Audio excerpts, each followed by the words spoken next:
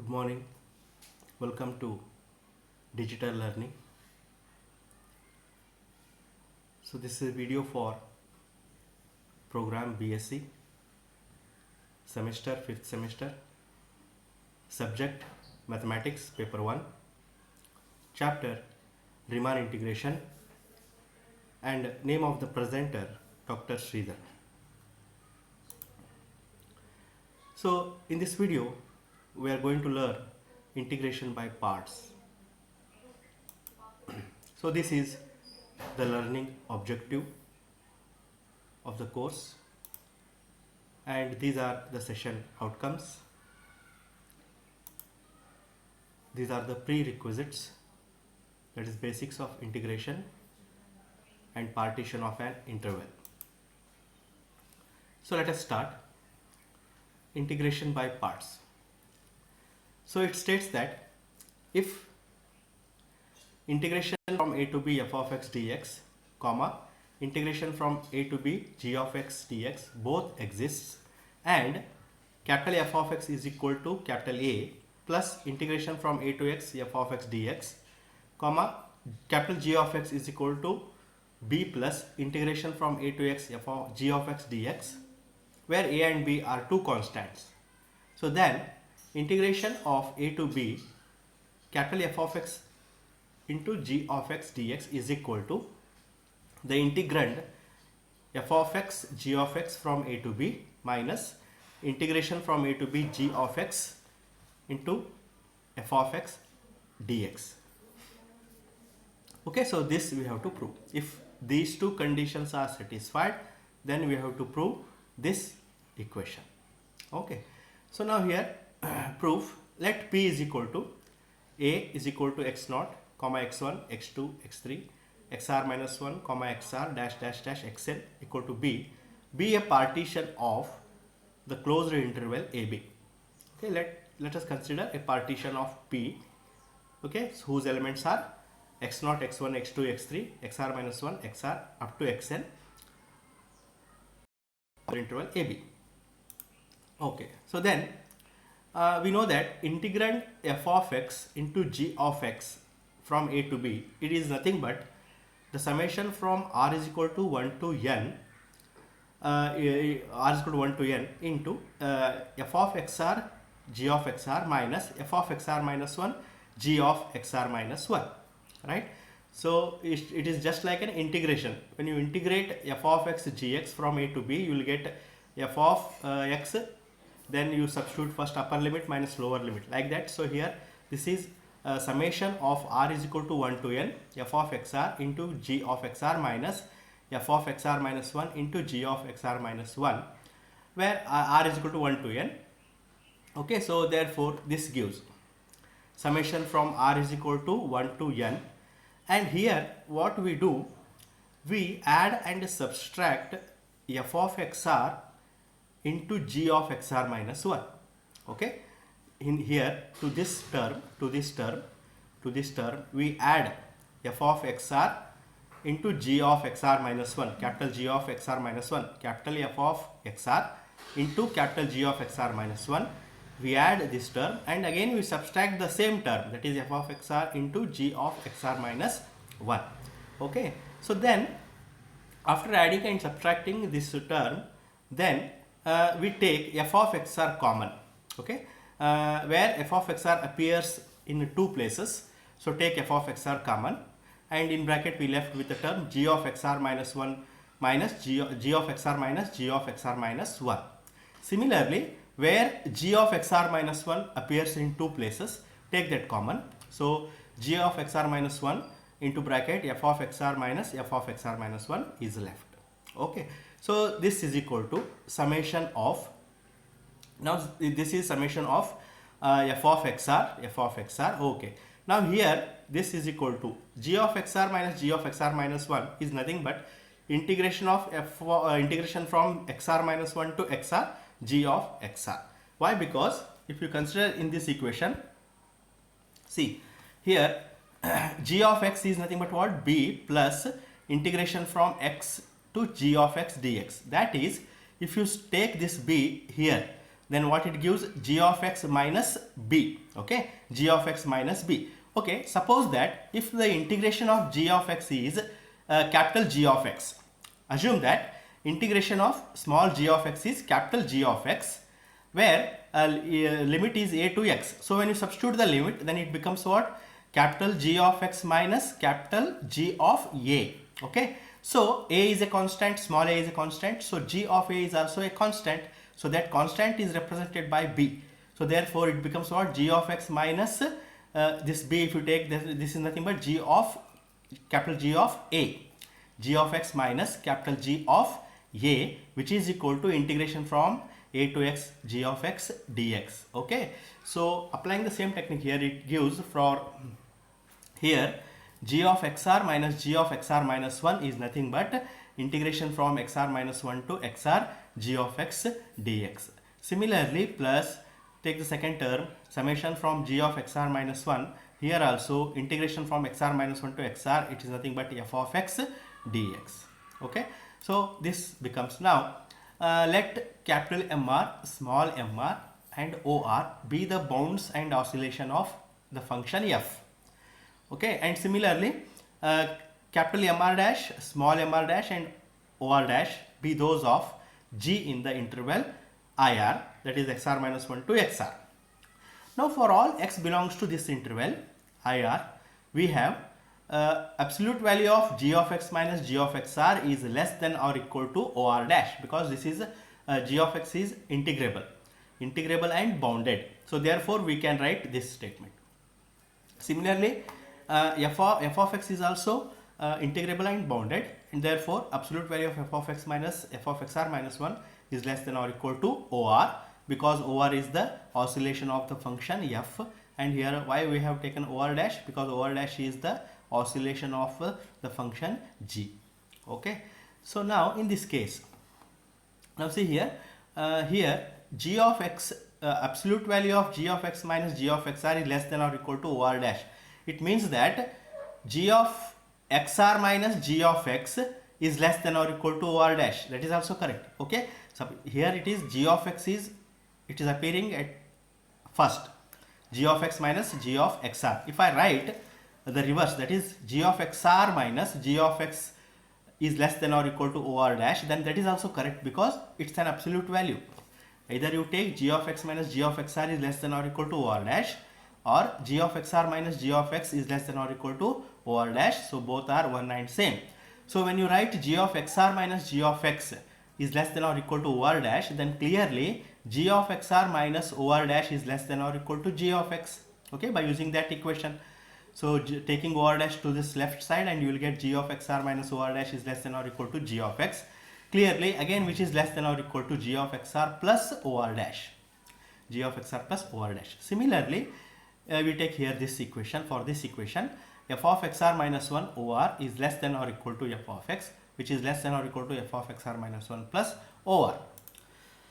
Okay, now from this it follows that in this case when g of xr minus or dash is into multiplied by delta r, means this is for a small interval, this is for a small interval of this is less than or equal to integration from xr minus 1 to xr of g of x dx, again which is less than or equal to g of xr plus or dash multiplied by its length of interval, that is delta r.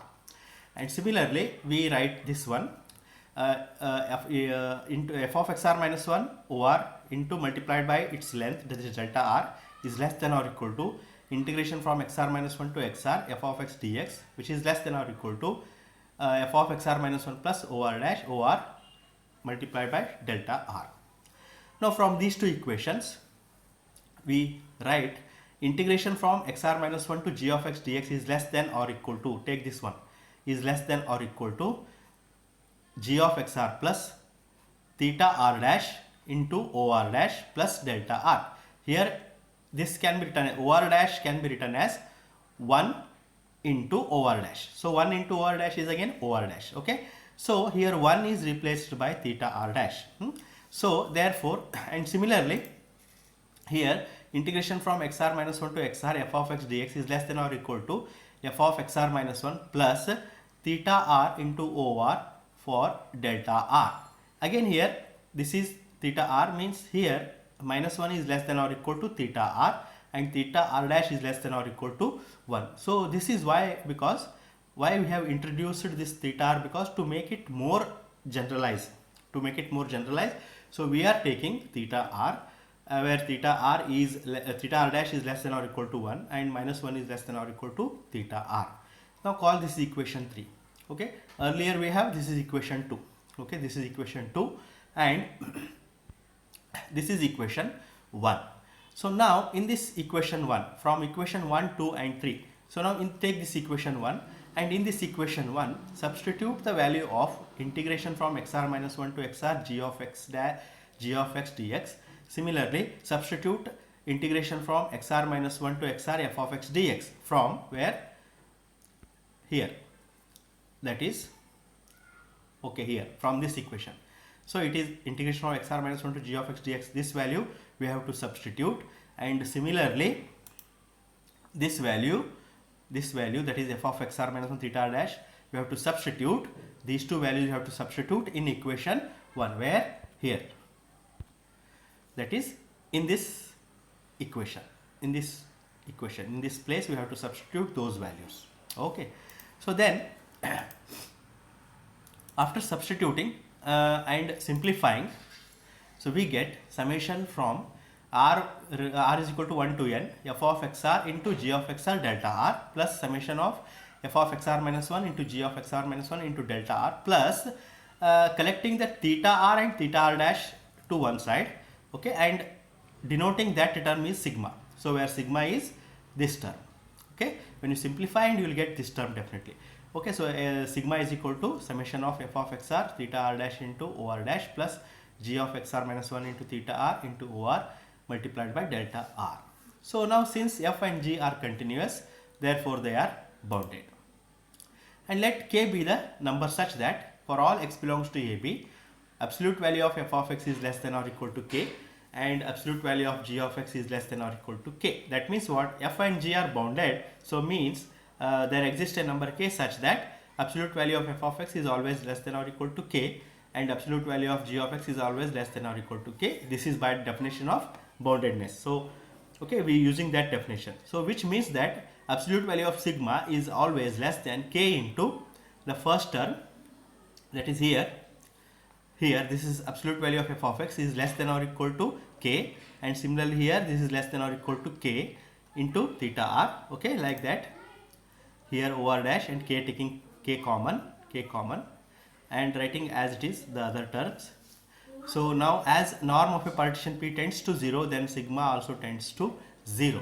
As a norm of a partition P tends to 0, then sigma also tends to 0. So therefore from 4 we now obtain this equation we get, means sigma term becomes 0 because as k tends to 0. So therefore this is the equation of this is the integration by parts. Okay, so now we see some examples on this. If a function f is continuous in the closed interval 0, 1, then show that limit as n tends to infinity, integration from 0 to 1, n into f of x by 1 plus n square x square dx equal to f of 0 into pi by 2. Okay, so now here, now take any point, say 1 by root n. Take a point 1 by root n in between 0 and 1.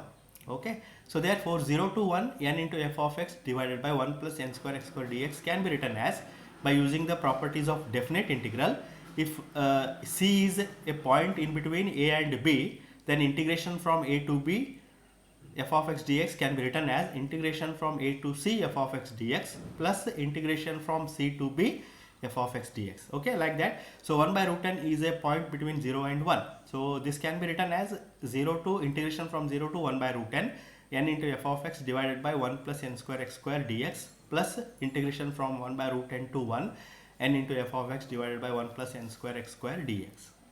Now by the first mean value theorem we have this equation. So it is f of the integration from 0 to 1 by root n into f of x by 1 plus n square x square dx is equal to f of alpha n integration from 0 to 1 by root n n dx divided by 1 plus n square x square, where 0 is less than or equal to alpha n, which is less than or equal to 1 by root n. Okay, so this is by first mean value theorem. Now in this case, this can be written as f of alpha n into tan inverse of n. So now here f of alpha n, now so f of alpha n into, now integrate this function.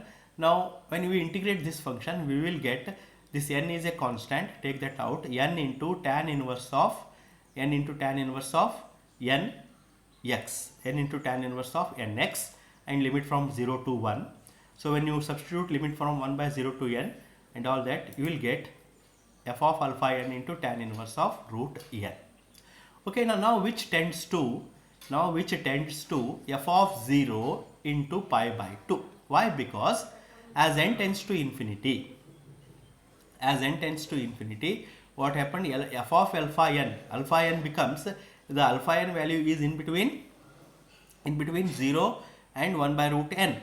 Okay, as n tends to infinity, 1 by infinity becomes 0. So therefore here alpha n becomes 0 as n tends to infinity. So therefore this is f of 0 into, now if you substitute n is equal to infinity here, tan inverse of infinity is pi by 2. So therefore f of 0 into pi by 2. Okay, so now again consider integration from 1 to 1 n of f of x divided by 1 by root n to 1 n into f of x divided by 1 plus n square dx, then second term, which is equal to, now which can be written as f of beta n into 1 by root n to 1 n divided by 1 plus n square dx. Again this is by mean value theorem. So where 1 by root n is less than or equal to beta n, which is less than or equal to 1, and you will get, again by integrating and substituting the limits and all that, you will get f of beta n into tan inverse n minus tan inverse of root n. So which is again less than or equal to capital M into tan inverse of n minus tan inverse of root n. Now which tends to 0 as n tends to infinity. Why? Because beta n, as n tends to infinity, beta n becomes 0. So therefore this whole term becomes 0. Okay, when you substitute this one here, as n tends to infinity, here, so tan inverse of infinity means it is pi by 2. Again tan inverse of infinity means it is pi by 2. So pi by 2 minus pi by 2 is 0. So therefore this whole term becomes 0. Therefore in this equation, this term completely, this term becomes 0, and only this term we left, and that is equal to 0 into pi by 2.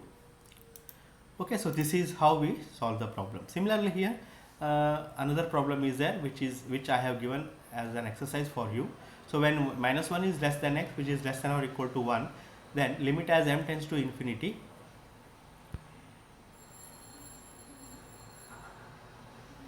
then limit as n tends to infinity, 0 to x t raised to m divided by t plus 1 dt is 2, 3, 0, none. Answer is A. Okay. Next comes first mean value theorem. If f is bounded and integrable in AB, then there exists a number k lying between bounds of f such that integration from a to b f of x dx is k into b minus a, where a is less than xi, which is less than b. Now call this equation as 1. So this is the statement of first mean value theorem.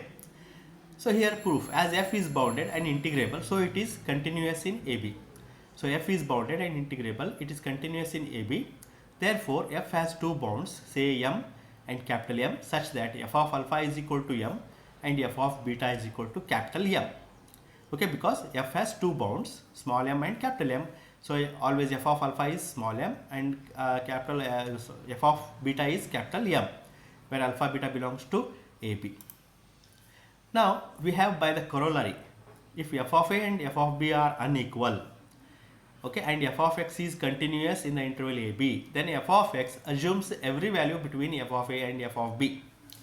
Okay, so here again same here, f of alpha and f of beta, they are unequal. So this is equal to small m and this is equal to capital M, they are unequal. So therefore, and f of x is continuous.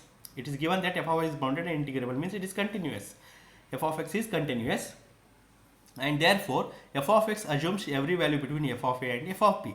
So therefore there exists a point xi between alpha and beta such that f of xi is mu, where mu is in between m and capital M.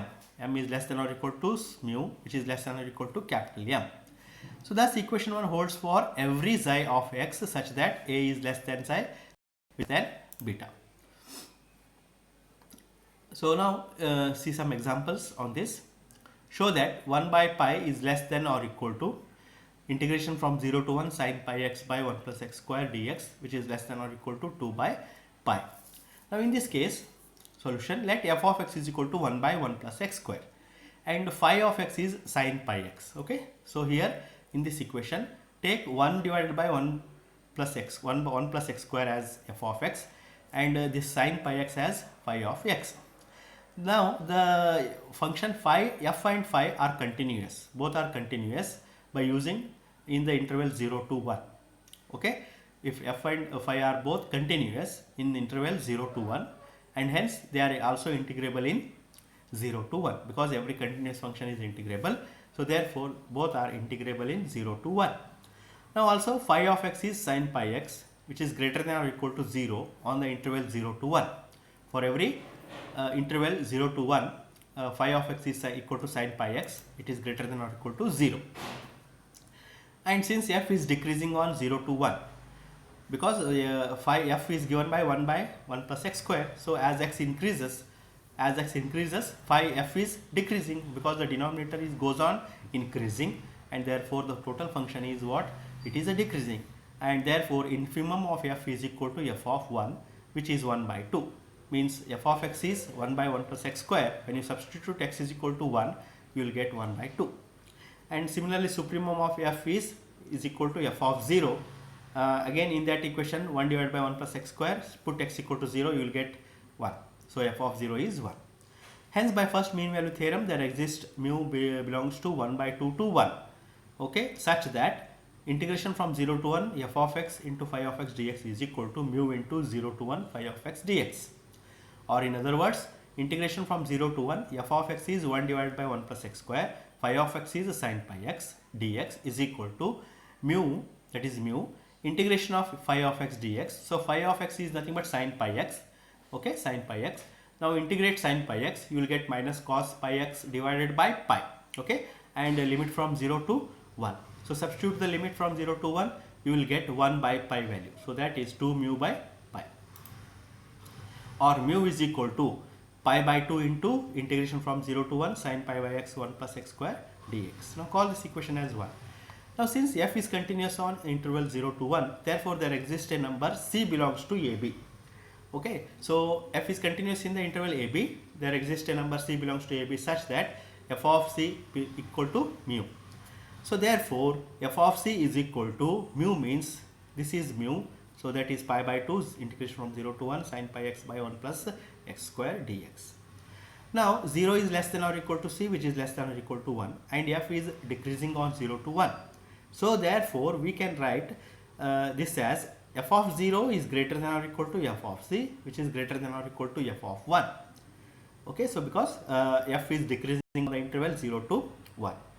So which is again same as reversing f of 1 is less than or equal to f of c, which is less than or equal to f of 0, which implies f of 1 is 1 by 2 less than or equal to f of c is pi by 2 to 0 to 1 sin pi x by 1 plus x square, which is less than or equal to f of 0, means that is 1, or which implies dividing throughout by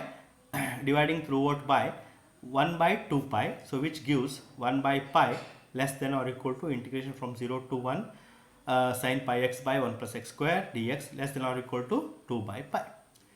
So therefore this how we prove this, how we solve this problem. Okay, similarly the second problem we have for a bounded function f of x, the upper and lower bounds are capital M and small m, and absolute value of f of x is r integrable on the interval a b, given integration from a to b f of x dx is equal to k into b minus a, such that m is less than k less than n, k in a b is an always be determined never be determined, only be conditionally determined, or B determined only for A less than K less than B. Okay, so this answer is C. So try to solve this problem. Next we go to second mean value theorem, that is if integration from a to b f of x dx and f of xi into integration from a to b phi of x dx both exist and phi is monotonic on AB, then there exists psi belongs to AB such that integration from a to b f of x into phi of x dx is equal to phi of a into integration from a to xi f of x dx plus phi of b into integration from xi to b f of x dx. Okay, so this is the statement of second mean value theorem. Now here we write first this phi of x is equal to integration from a to x phi of t dt. Then integration from a to b f of x into phi of x dx, it can be written as integration from a to b f of x into, next is this phi of x is nothing but what, it should be phi of x is any function, means that it is a differential of some function. Okay, it is a differential of some function. So now let us write this as phi dash of x. It is a differential of some function, that is phi dash of x. Okay, dx. So here it is phi and here it is, this is another symbol. This symbol and this symbol both are different. Okay, so f of x into phi dash of x dx, which is equal to integration from f of x into phi of x integrand from a to b minus integration from a to b phi of x into f dash of x dx. Okay, which is equal to, on integration by parts, by using integration by parts we write this equation. Now as phi of a is equal to 0, why? Because phi of a is equal to 0, because if you substitute x equal to a here, now integration from a to a phi of t dt is always 0, because integration from a point to itself is always 0. So therefore phi of a is 0 and phi of x is being an integral is a continuous function of x. So therefore we have integration from a to b f of x into phi of x dx is equal to, this becomes f of b into phi of b. Why? Because phi of a is 0. Okay, so here if you substitute the upper limit f of b into phi of b minus f of a into phi of a. Now here phi of a means 0. Phi of a means 0 by using this condition. So therefore in this the second term becomes 0. Only first term is only left, that is f of b and phi of b minus f of a into phi of a. That phi of a is 0. So that second term becomes 0. Only first term is left. So that is f of b into phi of b minus. Now again from the equation, from the one theorem we have, that is if a to b phi of x into integration from a to b phi of x into f dash of x dx can be written as phi of xi, because phi is a continuous function. Phi is a continuous function.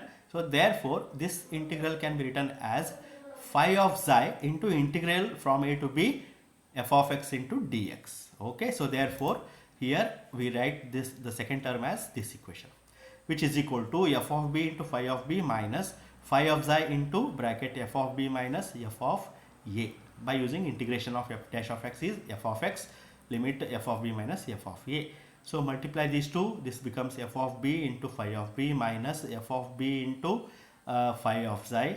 Okay, phi of xi, taking f of b common, so phi of b minus phi of xi plus, next multiply these two equations, minus minus becomes plus phi of xi into f of a, which is equal to f of b into, now this is nothing but integral of xi to b phi of x dx. Okay, plus f of a into integral of a to xi phi of x dx. Okay, so this is the proof of the second mean value theorem. Now in this case if f of x is equal to x and phi of x is equal to e raised, now see next is we see some problems, that is if f of x is equal to x and phi of x is equal to e raised to x, then verify second mean value theorem in the interval -1 to +1. Okay, now solution, what we do here, divide the interval -1 to 1 in two intervals, that is -1 to 0, then 0 to 1. Okay, -1 to 0 and 0 to 1. So by second mean value theorem that is a to b f of x dx, integral from a to b f of x into phi of x dx is equal to phi of a into integral from a to z f of x dx plus phi of b into integral from z to b f of x dx. Okay, now substituting f of x is equal to x and phi of x is equal to e raised to x in that equation. So by integration by parts, integration from -1 to x into e raised to x dx, just apply usual integration by parts. So that gives x into e raised to x -1 to 1, integration from -1 to e raised to x dx. So now here apply the limits, which gives e plus then 1 by e minus integral from e raised to x -1 to 1. And after simplifying this, you will get these two terms, in plus e minus e get cancelled, and you will get 2 by e. 2 by e. Now consider that is the right hand side. So phi of -1, integration from -1 to 0 f of x dx is equal to e raised to -1 to integration from -1 to 0 x dx, which is equal to e raised to -1 is 1 by e, integration of x is x square by 2, -1 to 0, so which is equal to -1 by 2e. Similarly, second term becomes phi of 1 into 0 to 1, integration from 0 to 1 f of x dx, which is equal to e integration from 0 to 1 x dx, which is equal to e into integration of x is x square by 2, limit from 0 to 1, which is equal to e by 2. So therefore phi of -1 into integration from -1 to 0 f of x dx plus phi of 1 integration from 0 to 1 f of x dx is equal to -1 by 2e, the first term. Second term will get e by 2. When you add these two, you will, okay, this is different. So therefore, since integration from -1 to x e raised to x dx is not equal to this term, therefore the second mean value theorem does not hold good. We take the equations of second mean value theorem and we calculate the LHS, that is left hand side of that second mean value theorem, and we calculate the right hand side of the second mean value theorem separately. Okay, if they are same, then it means that the second mean value theorem holds good. If they are not same, then the second mean value theorem does not hold good, because in the first we have calculated this and we get this as pi by 2, sorry, e by 2, and we second one you have calculated that this and we get this equation. So therefore both are different, and therefore the second mean value theorem does not hold good. Similarly, we have another equation. You can try this problem. If f of x is equal to phi of x is equal to x square, here the both functions are same, then in the interval -1 to 1, the second mean value theorem does not hold good, holds good, cannot be determined, none. Okay, so these are the options. Here the answer you should get is A, it does not hold good. Okay, so try to solve this problem. Okay, so with this I end up this session, and we continue in the next class. Okay, thank you.